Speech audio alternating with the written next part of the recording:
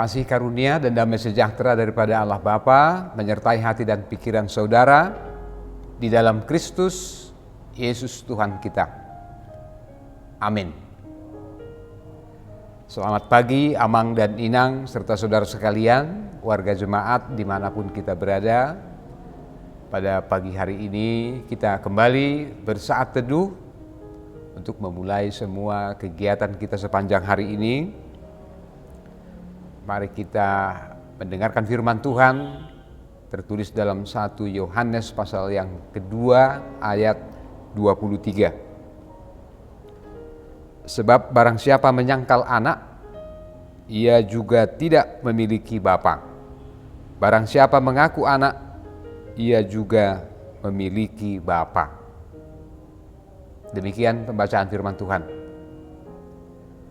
Hari ini Amang Inang dan saudara-saudara, hari Senin tanggal 8 November 2021, ayat harian bagi kita yang ditetapkan oleh gereja kita HKBP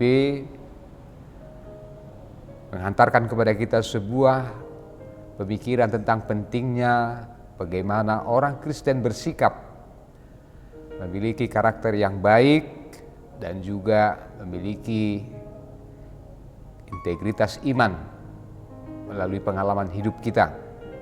Tuhan membiarkan kita melalui banyak pekerjaan, mungkin dengan banyak masalah yang harus kita hadapi, kesulitan dan risiko yang harus kita pertimbangkan, tapi semuanya itu pada akhirnya hendaknya membuat kita semakin baik mengenal Tuhan kita. Hari ini kita mendengar bagaimana Rasul Yohanes memberikan kesaksian.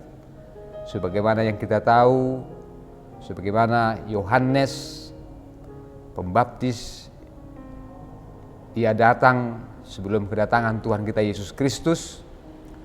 Yohanes menjadi pembuka jalan, dia menjadi pionir dari kedatangan Tuhan Yesus Kristus ke dunia ini, tetapi dia selalu mengaku bahwa dia bukanlah Mesias itu. Dia hanyalah pembuka jalan, tetapi orang yang dinanti-nantikan itu adalah datang kemudian. Itulah Yesus Kristus. Dari kesaksian Yohanes, kita sekarang bisa melihat bagaimana pentingnya seorang hamba Tuhan, seorang anak-anak Tuhan. Mereka harus bersikap jujur dan sungguh-sungguh dalam kehidupannya, jauh dari tipu daya dan segala kecurangan. Dan itulah yang disebutkan serta diingatkan oleh Rasul Yohanes kepada jemaat pada masa itu. Pada masa itu berkembang apa yang disebut sebagai antikris atau antikristus. Dalam firman Tuhan hari ini kita membaca, barang siapa menyangkal anak, ia juga tidak memiliki bapa. Tetapi barang siapa mengaku anak, ia juga memiliki bapa. Antikristus adalah orang-orang yang berasal dari dalam jemaat, tetapi mereka tidak mengakui Kristus sebagai Mesias. Mereka menerima Bapa, mereka mempercayai Allah Bapa, tapi tidak menerima Yesus Kristus sebagai Mesias. Ajaran itu kemudian mereka pegang, dan mereka berusaha mempengaruhi orang-orang lain di tengah-tengah jemaat pada masa itu. Hal itu membuat kebingungan di tengah-tengah jemaat, padahal mereka lupa bahwa dalam persekutuan dengan Bapa itu tidak lepas daripada anak, yaitu Tuhan Yesus Kristus. Memiliki kehidupan yang dari Bapa berarti tidak terlepas dari jalan yang satu itu, yaitu melalui Tuhan Yesus Kristus. Karena apa? Karena memiliki kehidupan sebagaimana diterangkan oleh Rasul Yohanes kemudian adalah berarti sebuah persekutuan di dalam Bapa dan anak. Jadi keintiman hubungan itu, kedalaman hubungan itu, itulah yang mau dinyatakan oleh Rasul Yohanes, mengingatkan jemaat pada masa itu, supaya jangan orang menjadi bingung, supaya jangan kepercayaannya menjadi terbelah, menerima Bapa tapi menyangkal anak. Sebab barang siapa yang menerima Kristus sebagai Mesias, Sang Anak, itulah kemudian yang memiliki Bapa. Saudara-saudara, Amanginang inilah yang diingatkan oleh Rasul Yohanes, supaya orang Kristen pada masa itu dan kini pada masa kita sekarang ini jangan lupa bahwa persekutuan antara Bapa dengan Anak itulah gambaran dari kesatuan, kedalaman hubungan, dan disitulah kita bisa melihat janji kehidupan untuk selama-lamanya. Hal ini juga mau mengingatkan orang-orang Kristen supaya mereka jangan disesatkan atau dibingungkan oleh orang-orang yang menyebut dirinya antikristus. Sebab antikristus itu kemudian diketahui tidak keluar dari jemaat itu. Mereka tetap tinggal dalam persekutuan itu. Mereka tidak meninggalkan persekutuan. Bahkan mereka berusaha mempengaruhi orang-orang yang lain sehingga menjadi bingung. Nah, untuk itulah setiap orang harus memiliki keyakinan yang teguh bahwa tidak ada jalan sampai kepada Bapa kalau tidak melalui Anak. Yohanes 14 ayat 6. Dan untuk itulah warga jemaat, orang-orang Kristen pada masa itu diingatkan supaya mereka tetap teguh, supaya mereka tetap mengingat apa ajaran yang benar yang telah mereka terima. Dan kemudian juga mereka perlu jujur, jauh dari kecurangan atau tipu daya, memutarbalikkan fakta.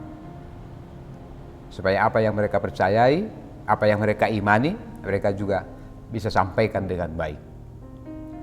Nah, saudara, Amanginang, dimanapun kita berada, saya kira firman Tuhan hari ini juga menjadi ajakan bagi kita, orang Kristen pada masa ini.